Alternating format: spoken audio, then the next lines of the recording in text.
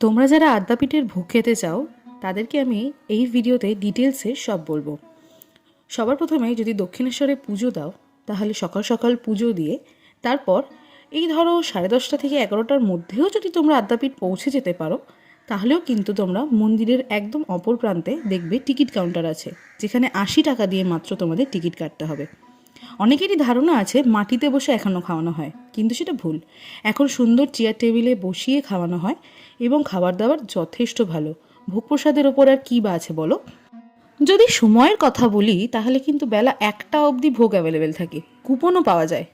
প্রথমে পোলাও বেগুনি, তারপর ভাত, একটা চচ্চড়ি, তারপরেই চলে আসে খিচুড়ি, তার সাথে লাবড়া, তারপর চাটনি এবং সব শেষে আসে পায়েস।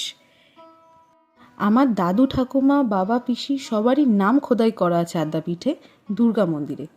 এটা হয়তো তোমরা অনেকেই জানতে না।